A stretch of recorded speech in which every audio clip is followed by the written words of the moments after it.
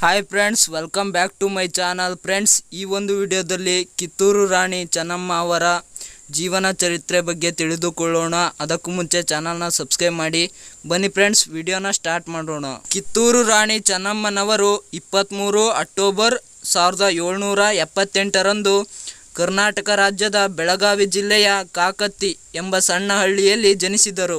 ಲಿಂಗಾಯತ್ ಸಮುದಾಯಕ್ಕೆ ಸೇರಿದ ಇವರು ಚಿಕ್ಕ ವಯಸ್ಸಿನಿಂದಲೇ ಕುದುರೆ ಸವಾರಿ, ಕತ್ತಿವರಸೆ ಮತ್ತು ಬಿಲ್ಲುಗಾರಿಕೆಯಲ್ಲಿ ತರಬೇತಿ ಪಡೆದಿದ್ದರು. ಚೆನ್ನಮ್ಮನ ಪತಿ 1816ರಲ್ಲಿ ನಿಧನರಾದರು.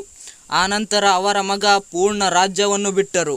ಇದರ ನಂತರ 1824ರಲ್ಲಿ ಅವರ ಮಗನ ಸಾವು ಸಂಭವಿಸಿತ್ತು. ದೇಸಾಯಿ ಮನೆತನದ ರಾಜ ಮಲ್ಲ ಸರ್ಜಾ ಅವರನ್ನು 15ನೇ ವಯಸ್ಸಿನಲ್ಲಿ ಮದುವೆಯಾದರು. ನಂತರ 1824ರಲ್ಲಿ ಶಿವಲಿಂಗಪ್ಪ ಅವರನ್ನು ದತ್ತು ತೆಗೆದುಕೊಂಡು ಸಿಂಹಾಸನದ ಉತ್ತರಾಧಿಕಾರಿಯಾಗಿ ಮಾಡಿದರು.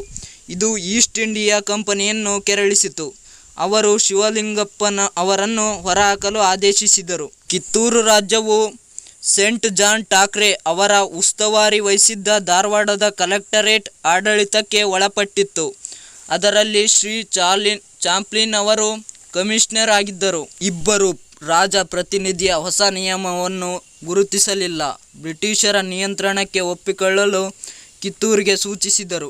ಮುಂದೆ ಏನಾಯಿತು ಅಂತ ಕಂಪ್ಲೀಟ್ ಆಗಿ ನೋಡೋಣ. ನೆಕ್ಸ್ಟ್ ವಿಡಿಯೋದಲ್ಲಿ ಸಿಗೋಣ. ಜೈ ಹಿಂದ್, ಜೈ ಕರ್ನಾಟಕ ಮಾತೆ.